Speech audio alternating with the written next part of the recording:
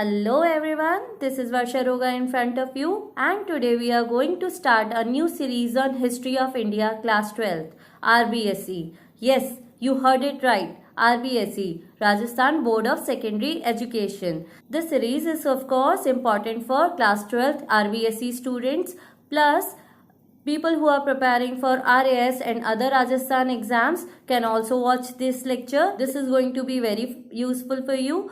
Along with that, people who are preparing for other competitive exam and also CBSE school students, see, most of the topics of class 12th of RBSE and CBSE coincides. So there are 2 chapters of ancient history, 2 chapter of medieval history, 2 chapter of modern history, and there is only 1 chapter on Rajasthan history. So 6 chapter out of 7 coincide with the syllabus of history of India in general. From everywhere and for every government exam which includes history can watch these lectures. See, let me first show you the syllabus. First 2 chapter are on ancient history, then second 2 chapter are on Muslim invasions and other foreign invasions, that is medieval history, and 5th and 6th unit is on modern history of India, and the 7th chapter is on national movement in Rajasthan and integration of Rajasthan. But before we begin our lecture, I want you to subscribe my channel now. Jaldi jao, subscribe karo, give a thumbs up, and do comment your queries and suggestions, and of course appreciations are always welcome. And one instruction before I start my lecture, that if I say anything important, you have to highlight or underline the line. Book लेकर बैठे साथ में, अगर आपके पास ये same book नहीं है तो पेन और पेपर जरूर ले. Take a pause, video pause करें और अपने पास एक पेन और पेपर रखे जॉट डाउन करने के लिए. ठीक है. So chapter 1, glorious past of India. In this chapter we will study about ancient history of India, कि कैसे अलग अलग सोर्सेज से हमें एंशिएंट हिस्ट्री पता चली हमारे इंडिया की, और साथ ही उस टाइम के economic, political and social achievements क्या थे. तो Bharat has always been the most natural geographical unit. भारत हमेशा से नेचुरल जोग्राफिकल यूनिट ही था. किसी ने बनाया नहीं कि ये एरिया पर्टिकुलर भारत है. विष्णु पुराण में लिखा गया है, the region which is situated in the north of sea and the south of cold terrain is named as Bharatvarsha. जो भी एरिया नॉर्थ ऑफ सी है और साउथ ऑफ कोल्ड टेरेन है, what do mean by that, कि समुद्र से ऊपर और हिमालय से नीचे जो भी एरिया है उसको हम भारतवर्ष कहते हैं. तो इसका मतलब अफगानिस्तान, बांग्लादेश, पाकिस्तान, म्यांमार, नेपाल, भूटान सारा ही भारतवर्ष था. यस, भारतवर्ष था, अखंड भारत था. पर ये अखंड भारत में कन्वर्ट हो गया ह्यूमन कन्फ्लिक्ट्स की वजह से. नेक्स्ट फ्यू लाइंस में यही एरिया का डिस्क्रिप्शन है. Now the sources to know the history. See, virtually history contains comprehensive past of human, whatever area it is related to. जो भी humans के past में हुआ है, भूतकाल में हुआ है, वो सारा history है. पर हम वही history लिखते हैं जिस पर evidences हो, जिस पर proof हो. In the past, those activities of human beings which we can prove credibly on the basis of facts and evidences come under the category of history, as past cannot be manifested virtually. Past virtually manifest नहीं किया जा सकता. Evidences of facts हो तो ही history लिखी जा सकती है. Next few lines में यही बात बोली गई है. Last third line, the prime objective of the historian is to study human culture. जो प्राइम ऑब्जेक्टिव है ह्यूमंस का, हिस्टोरियन का, वो है कल्चर को स्टडी करना, कि कैसे ह्यूमंस आए, ह्यूमन कल्चर को पढ़ना और उसके पीछे जो बेसिस है उसकी रिलायबिलिटी चेक करना. A historian uses all kinds of medium to collect information related to past activities. वो सारी इंफॉर्मेशन लेता है पास्ट एक्टिविटीज़ को जानने के लिए, वो सारी इंफॉर्मेशन कलेक्ट करता है. वो इंफॉर्मेशन का मीडियम होता है सोर्सेस, एविडेंस और प्रूफ, और इनके बेसिस पे ही वो रिलायबल डिस्क्रिप्शन बनाता है पास्ट का. Therefore it is said that a historian recreates history, कि हिस्टोरियन का काम क्या होता है कि हिस्ट्री फिर से लिखना. कितनी अच्छी बात कही गई है. Thus the basic, last few lines, thus the basic Mantra of a historian is Namulam likhyate kimchit. In other words, nothing should be written without a base.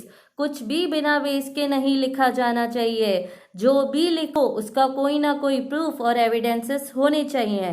तो अगर हमारी इंडिया के इतने सारी हिस्ट्री लिखी हुई है, ancient history, medieval history, modern history, सारी हिस्ट्री लिखी हुई है, तो किन सोर्सेस के बेसिस पे लिखी है? 2 सोर्सेस के बेसिस में. और वो 2 सोर्सेस है literary source and archaeological sources. First, literary source can be divided into 3 parts: religious, secular and वंशावलीज. रिलीजियस मतलब धर्मों के ऊपर. कौन से धर्म है हमारे? हिंदुइज्म मतलब ब्राह्मण literature, Buddhism Buddhist literature, Jainism Jain literature. Secular literature मतलब नॉन रिलीजियस लिटरेचर, जो किसी धर्म के नाम पर नहीं है, खुद की क्रिएशन है. या तो वो प्योर हिस्टोरिकल है, या वो प्योर लिटरेरी है, या वो रीजनल बेसिस पे एरिया वाइज लिखी गई है, या फॉरेन इन्वेडर्स या फॉरेन लोग जो आए थे विजिट करने इंडिया में, उनके द्वारा लिखी गई है. वंशावलीज is very important and interesting topic. मैं आपको इसके बारे में बाद में बताऊंगी.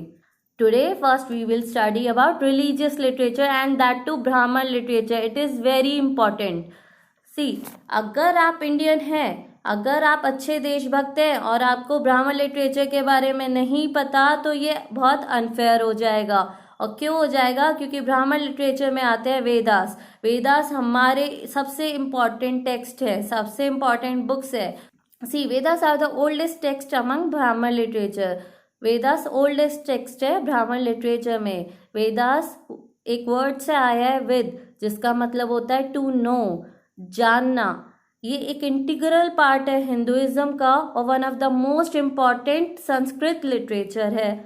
संस्कृत लैंग्वेज में लिखी गई है. ये इंफॉर्मेशन हमें देती है आर्यन कल्चर के बारे में और उनके सिविलाइजेशन के बारे में.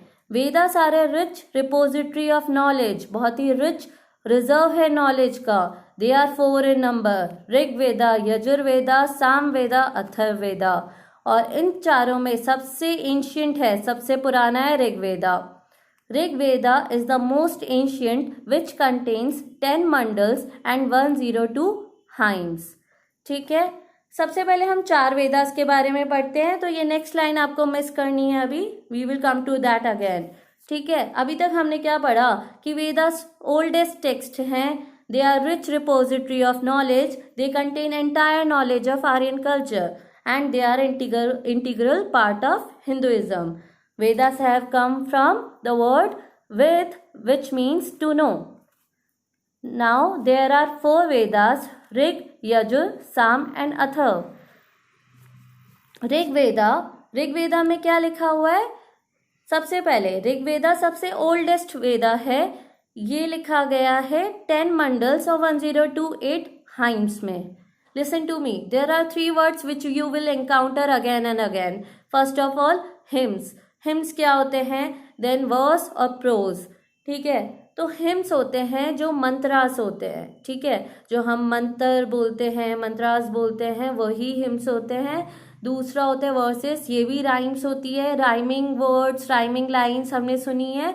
तो वर्सेस और hymns एक ही बात है ऑलमोस्ट. And then pros. ठीक है, प्रोज होता है जो ऑर्डिनरी फॉर्म में हम कुछ भी टेक्स्ट लिखते हैं, लाइक स्टोरीज, हिस्टोरिकल बुक्स, जो भी हम लिख रहे हैं वो होता है प्रोज. ठीक है, तो ऋग्वेदा वर्सेस में लिखा गया है, राइम्स में लिखा गया है. 10 मंडल है और 1028 हाइम्स है. इस वेदा ऑफ प्रेज बोला जाता है क्योंकि इसमें सारे भगवानों की प्रेजिंग्स हैं, उनके लिए मंत्रास है. आपने गायत्री मंत्र, सूर्य मंत्र ये सब सुना होगा, ये सब ऋग्वेदा में है. वेदा ऑफ प्रेज. ठीक है, इसमें वो मंत्रास है जो गॉड्स के लिए हैं, या जो गॉड्स के लिए, इसमें वो मंत्रास हैं जो गॉड्स के लिए हैं, गॉड प्रेजिंग के लिए है. ठीक है, भगवान को खुश करने के लिए मेनली इसमें हिम्स दिए गए हैं. ठीक है, ये ओनली वेदा है जो अर्ली वैदिक पीरियड में दिया गया था। ये इंफॉर्मेशन आपकी बुक में नहीं है, पर ये सब आपको थोड़ा थोड़ा पता होना चाहिए। Rig Veda is the only Veda which belong to early Vedic period. Now the Yajurveda, it is all about yajnas and rituals. It is written in verse and prose both. ठीक है, it is the Veda of formula. ये सब नहीं लिखा गया है, पर आप थोड़ा थोड़ा जान लो कि जो हम सेक्रीफाइस के टाइम रिचुअल्स बोलते हैं, पहले आपने देखा था कि बहुत सारे यज्ञ होते थे एंशियंट टाइम में, सेक्रीफाइसेस दिए जाते थे, राजसूय यज्ञ होता था, वाजपेयी यज्ञ होता था। तो बहुत सारे यज्ञ होने पे बहुत सारे रिचुअल्स बोले जाते थे, मंत्रास बोले जाते थे, रेसाइटेशंस होती थी, वो इस यजुर्वेदा में आता है। Samaveda is all about music and songs. जो भी म्यूजिक और सॉन्ग्स होते हैं वो सामवेदा में आते हैं। तो इंडियन म्यूजिक का भी ओरिजिन सामवेदा में ही दिया गया है। It is written in verse. It is also known as book of chants, है ना। और जो भी ऋग्वेदा में लिखा गया है उन्हीं हाइम्स को ट्यून देकर ये सामवेदा में जो सॉन्ग गाए जाते थे वो सामवेदा में लिखे जाते थे। ठीक है, यजुर्वेदा अलग थे कि जिसमें सेक्रीफाइस के टाइम रिचुअल्स बोले जाते थे। ठीक है, इससे पहले एक चीज बता दूं, ऋग्वेदा, यजुर्वेदा और सामवेदा को त्रिय वेदा भी बोला जाता है। ठीक है, Atharvaveda is composed by Atharva rishi, a non Aryan. ठीक है, also known as Veda of formula, charms and spells to ward off evils, है ना। जो भूत प्रेत बीमारियां इन सबको भगाने की विद्या इसमें है। और ये वेदा सबसे ज़्यादा कॉमन भी है और सबसे ज़्यादा लोगों को काम आता है। अगर इंडियन मेडिसिन का ओरिजिन बताऊं तो Atharvaveda is the origin of Indian medicine. It was composed by Atharva rishi, ध्यान रखना है, वेरी इंपॉर्टेंट। ठीक है, it includes subjects related to Brahma Gyan, religious social elegance, medicine application, defeat of foes, cure of disease, occult art. Occult art होता है तांत्रिक विद्या। cures of disease means बीमारियों को भगाना, defeat of foes दुश्मनों को भगाना, ब्रह्म ज्ञान होना, रिलीजियस एलिगेंस होना कि सोसाइटी में कैसे रहना है, मेडिसिन एप्लीकेशन कैसे करनी है, सो मैनी थिंग्स। इससे पहले हम एक बात समझते हैं कि ये चारों वेदास, हर एक वेदा डिवाइडेड था 4 पार्ट्स में, संहिता, ब्राह्मणा, आर्यनका एंड उपनिषद्स। ठीक है, तो संहिता में इन वेदास को एक्सप्लेन किया गया था। जो हिम्स लिखे हुए थे ना, जो इनके वर्सेस लिखे गए थे, वेदा सारे चैंट्स और मंत्रास ही तो थे, पर अलग अलग कैटेगरी के थे। तो वो सारे मंत्रास लिखे गए थे सामहिता में। सानहिता भी बोलते हैं और सामहिता भी बोलते हैं इसे। ठीक है, फिर आता है ब्राह्मण लिटरेचर। ब्राह्मण लिटरेचर में क्या है कि जो मैनर्स हैं, जो कस्टम्स हैं और फिलॉसफी है इन वेदास की, वो लिखी गई है कि क्या डिसिप्लिन्स हैं, क्या राइटिंग्स है। एक्चुअली जो लिटरेचर है ना इसकी, जिसमें इसके कस्टम्स, इसके मैनर्स, इसकी फिलॉसफीज, उसके सब्जेक्ट मैटर जो भी लिखा जाएगा वो ब्राह्मण लिटरेचर में लिखा जाएगा। आर्यनकास ये कंपोज किए गए थे फॉरेस्ट में, और ये फॉरेस्ट में ही स्टडी करने के लिए माने गए थे। इनको ऋषिज ने लिखा था जंगलों में। ठीक है, तो आर्यनकास डील करते हैं मिस्टिज्म से या प्रिस्टली लाइफ से, संतों की लाइफ क्या होती है, क्या रिचुअल्स होते हैं, all about the forest life. ठीक है, और थोड़ा फिलोसफिकल सब्जेक्ट से रिलेट करते हैं। Upanishad oldest ever philosophy of human kind. अगर हम देखें तो इधर लिखा हुआ है, Upanishad contain knowledge of profound subjects and rules of moral conduct, कि हमारे मॉरल वैल्यूज क्या है, हमारा स्पिरिचुअल सिग्निफिकेंस क्या है, फिलॉसफी ऑफ लाइफ की क्या असली नॉलेज है, क्या रियलिटी है, क्या इस एग्जिस्टेंस का मतलब है, ये सब उपनिषद्स में लिखा गया है। उपनिषद को oldest ever philosophy of human बोला जाता है कि understand Vedas in the right way, Vedanga was composed. अब एक बात सुनिएगा, थोड़ा सा रफ आइडिया ले ले कि सबसे पहले वेदास क्या थे, श्रुति लिटरेचर थे कि जो सुन सुन के जनरेशन टू जनरेशन पास हुई। और वेदास के बाद जितने भी आए, वेदांगास, उपवेदास, अगमास, अंगास, उपंगास, तो ये सारे स्मृति लिटरेचर हैं जो लिखे हुए थे। ठीक है, तो वेदास को समझने के लिए वेदांगा लिखी गई जिससे हम वेदास समझ सके, उसकी लैंग्वेज समझ सके और उसके बारे में समझ सके। तो वो 6 पार्ट्स में थे। पहला तो शिक्षा मीन्स फोनेटिक्स, जो साउंड होते हैं, जो स्पीच होती है। दूसरा कल्पा, रिचुअल्स, हमारे जो रीति रिवाज थे उनके बारे में। व्याकरण मतलब grammar. Nirukta means etymology means the study of origin of language, की कौन सा शब्द किससे बना है, and so on. Chhanda means metrics, ठीक है, different measurements. Now Jyotish here is not astrology, it is astronomy, ठीक है। I hope you are clear with that. इधर डिटेल में इन 6 पार्ट्स का कुछ नहीं पूछा जाएगा। ज़्यादा से ज़्यादा आपको मीनिंग पता होना चाहिए, वो मैंने आपको बता दिया कि शिक्षा means phonetics, Kalpa means rituals, व्याकरण मीन्स ग्रामर, निरुक्ता मीन्स इटमोलॉजी, चंदा मीन्स मैट्रिक्स, एंड ज्योतिष मीन्स एस्ट्रोनॉमी, नॉट एस्ट्रोलॉजी। ज्योतिष नाम याद आते ही हमें एस्ट्रोलॉजी याद आ जाता है। Then there are 4 minor Vedas which were known as Upavedas. Ayurveda, which is about medicine. Dhanurveda, which is about military science. Gandharveda, which is about music. And Shilpveda, which is about sculpture. Shilpi, ध्यान है ना, architecture. After Vedas, many rishis composed Smriti works. और मैंने बताया ना, वेदास के बाद जितने भी उपवेदास, वेदांगास आए, ये भी स्मृति थी। पर सबसे इंपॉर्टेंट स्मृति थी मनुस्मृति और यज्ञवाक्य स्मृति। महाभारत और रामायण ये एपिक हमारे इंडियन कल्चर के, इंडियन हिस्ट्री के सबसे इम्पॉर्टेंट एपिक्स है, और शायद पूरे वर्ल्ड के ही। They have historical information of society, religion and polity. Now the Puranas are the historical work of ancient times. Before this let me tell you something. Upanishads are 108 in number, ये बात याद रखना, ठीक है। और क्या कहते हैं, आरबीएसई स्टूडेंट्स ना ध्यान रखे तो भी चलेगा, पेपर में नंबर नहीं पूछा जाएगा। There are 18 in number. Puranas 18 है नंबर में। मर्कांडेय, ब्राह्मणा, वायु, विष्णु, भगवता, मत्स्य, ये कुछ इम्पॉर्टेंट पुराणास हैं हमारे। और इनमें से सबसे पुराना कौन है? मत्स्य, याद रखना है। They provide most of the cultural history of Indians. इसमें हमारे कल्चर के बारे में मैक्सिमम इंफॉर्मेशन है। These Puranas have 5 major subjects. First is Sarga which means cosmogony, ठीक है। Second is Pratisarga, third is Vamsa, fourth is Manvantara और फिफ्थ इज वंशानुचरित्रम। अब देखो, Sarga means cosmogony, it is the study of universe and the world, space, जितनी भी space, world, universe की study को हम कॉस्मोगोनी बोलते हैं।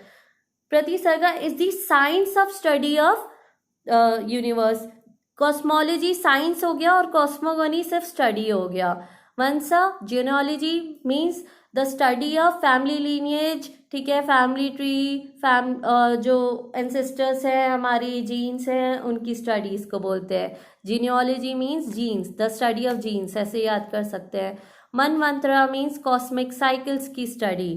मनवंतरा अगर आप समझे तो, जैसे ये भी जहाँ भी कॉस्मो वर्ड आ जाए ना, तो कॉस्मो मीन्स होता है यूनिवर्स। तो हमारी एक कॉस्मिक साइकिल पूरी होती है 1 लाख समथिंग 1,296,000 कैलेंडर ईयर्स में। इतना जानने की जरूरत नहीं है, पर वो एक साइकिल पूरी होती है, फिर दूसरी साइकिल पूरी होती है। इसका पूरा प्रोसेस समझाते हैं मनवंतरा में। Last is Vanshanucharitam, it is about legends during the time of various kings. तो मतलब जो भी लेजेंड्स आए थे किंग्स के टाइम पे, उनकी गाथा थी इसमें, ठीक है, लास्ट वाले पुराना में। So with this we are done with Brahmana literature. I know this is very cumbersome, very hectic, बहुत सारे facts याद करने हैं, पर इसको हम tips में याद कर सकते हैं। Vedas are the oldest text. They are rich in repository. We have 4 Vedas in number: Rig Veda, Sam Veda, Yajur Veda and Atharvaveda. Rig Veda is the most ancient Veda. 10 mandals, 1028 hymns. It is composed of verses. It is Veda of praise. Gayatri मंत्र वगैरह इसे में लिखा हुआ था, ठीक है। Each Veda has 4 parts, ये बाद में देखेंगे। Second is Yajurveda, it is all about yajna and rituals at the time of sacrifice. Sama Veda is all about music and songs. कैसे याद रख सकते हैं कि मेरे पास तो बहुत अच्छा म्यूजिक कलेक्शन है, मेरे पास तो सामवेदा है, ठीक है। इंडियन म्यूजिक का ओरिजिन इधर से हुआ था। Atharvaveda, Atharvaveda is composed by Atharva rishi, a non Aryan, and it is about medicines, cure of disease and तांत्रिक विद्या, ठीक है।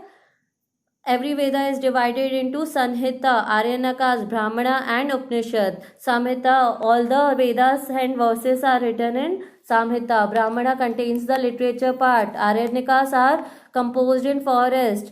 They contain the philosophies and manners and customs. Upanishads are the philosophical subject matter of Vedas and the last part of Vedas. To understand Vedas, Vedanga was composed. ठीक है, जिसके 6 parts हैं: शिक्षा, कल्पा, व्याकरण, Nirukta, Chhanda, Jyotish, phonetics, rituals, grammar, etymology, then metrics, then astronomy. Then 4 Upavedas: Ayurveda, Dhanurveda, Gandharvaveda, Shilpaveda. Ayurveda medicine, Dhanurveda military science, Gandharvaveda music, Shilpaveda sculpture और architecture. Manusmriti, Yajnavalkya Smriti, Mahabharata and Ramayana epics. Puranas 18 in number. Matsya is the most important one. Puranas are divided into 5 subjects. No need to remember their subjects. With this, we are done with Vedas, Brahman literature. That is the most important part of religious literature. We will do next literatures in next classes. Till then, be happy, be healthy. Goodbye.